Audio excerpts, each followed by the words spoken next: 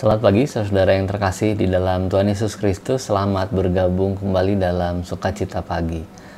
Saudara, kita percaya hidup orang percaya punya tujuan. Salah satu tujuannya adalah menyatakan kabar sukacita kepada orang lain.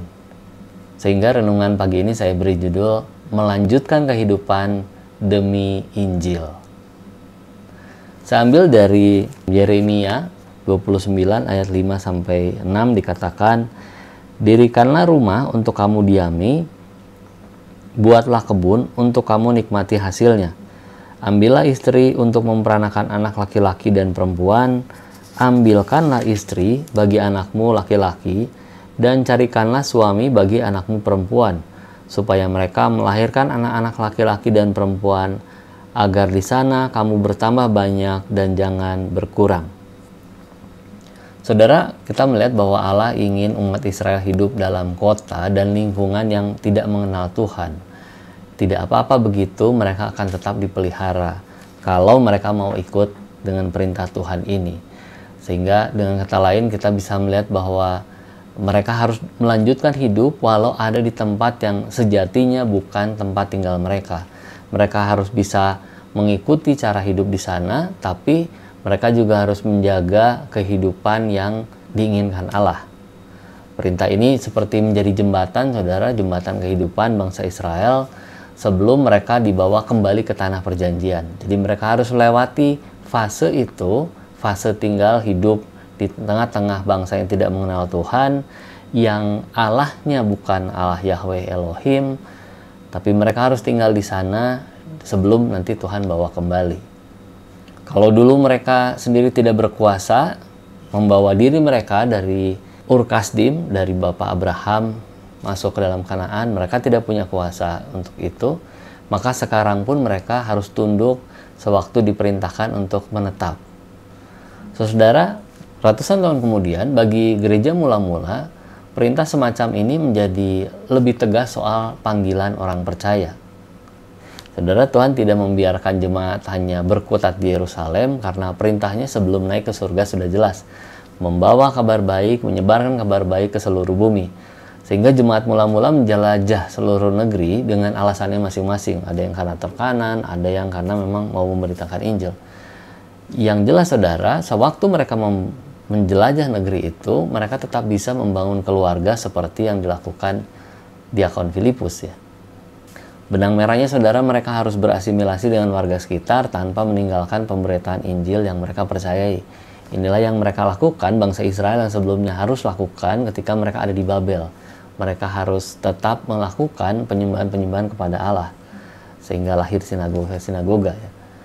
Nah saudara, bagi kita saat ini, bertahan hidup, membangun keluarga, melanjutkan generasi adalah panggilan yang sama dengan bangsa Israel dan jemaat mula-mula. Gereja menjadi wadah terbuka untuk membesarkan generasi yang takut akan Tuhan, sebelum setiap orang menerima panggilan masing-masing. Sehingga tempat bersama ini, saudara, gereja kita bukan target utama. Tetapi kalau diperkenankan berada bersama, bisa bersama-sama tinggal dalam satu gereja, maka harus terus mengupayakan supaya jangan berkurang. Jangan berkurang secara jumlah orang percaya. Dan juga harus melakukan regenerasi selanjutnya kepada generasi yang lebih di bawah ya. Panggilan bagi kita saudara pagi ini adalah terus menjaga ikatan di lingkungan kita sendiri di dalam gereja supaya kita bisa terus bermultiplikasi di tengah-tengah lingkungan sekalipun belum mengenal Tuhan.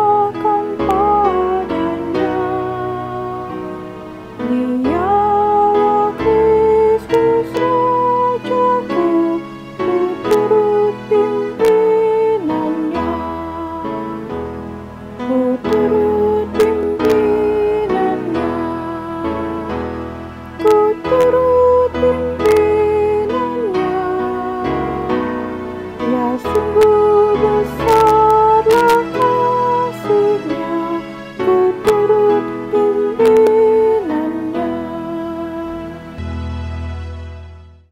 Saudara, mari kita terus mengikuti peran yang Tuhan percayakan kepada kita masing-masing, supaya kita terus saling membangun dengan orang percaya di sekitar kita. Mari kita berdoa, saudara. Bapa kami yang Maha Besar, Maha Adil, kami bersyukur karena kami berada di tengah-tengah lingkungan yang mengenal Tuhan di dalam gereja kami. Biarlah kami bisa melakukannya dalam nama Tuhan, supaya setiap regenerasi kami upayakan, kami targetkan kembali kepada Yesus Kristus. Dalam nama Yesus Kristus kami mau berdoa. Amin. Selamat beraktivitas, saudara. Damai sejahtera dari Tuhan Yesus Kristus menyertai.